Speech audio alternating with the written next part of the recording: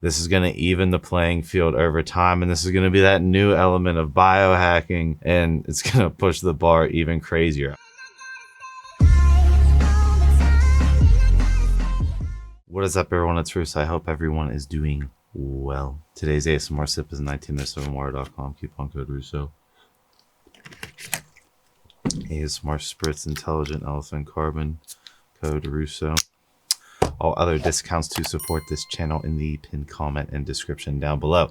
Today, I'm going to be talking about people with good genetics and how gene editing will change the game. Everyone knows that bodybuilding is based on vanity, and there's really extreme element of vanity luck in this sport, pageant, however you want to say it. There is certain individuals that hyper respond to drugs, have better muscle bellies, but more importantly, in my opinion, hyper respond to drugs, and they react the best as far as their ability to gain tissue quickly, their ability to maintain a good metabolism, insulin response despite, ridiculous amounts of food. And then there's people who pick up a dumbbell, train 10 times harder than them, don't gain nearly as much muscle as them, and they don't have the amount of AR as them, they don't have the myostatin levels as them, so they will never be able to directly compete no matter how much drugs they pump themselves through. I'm saying with CRISPR technology, when RNA tech gets out, the playing field is going to be much more even, and there are going to be less genetic gifts. Sure, if you are from a pedigree bodybuilding family, I still believe you will be at a distinct advantage. But as far as the myostatin being able to be modified, the amount of AR being able to be modified, the cortisol response, the central nervous system neurosteroid response, this is all things that could be tweaked by a CRISPR gene editor to even the playing field. Primarily the AR response,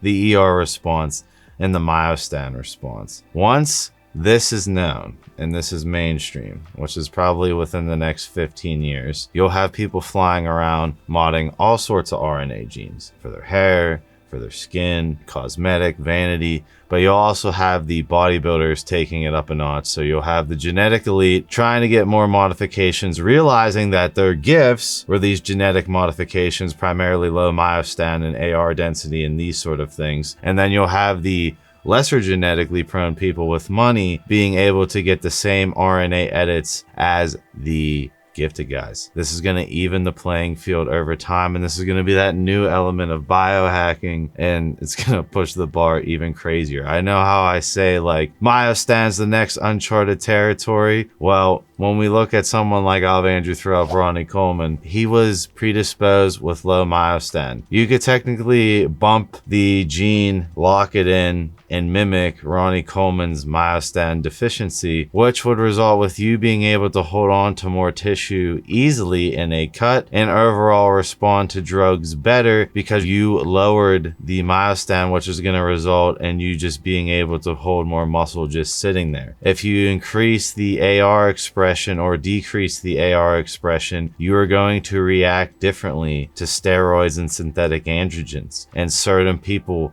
might have that hyper responder effect, which the geneticists will discover, and they will be able to bump lock the gene to match the gifted guy.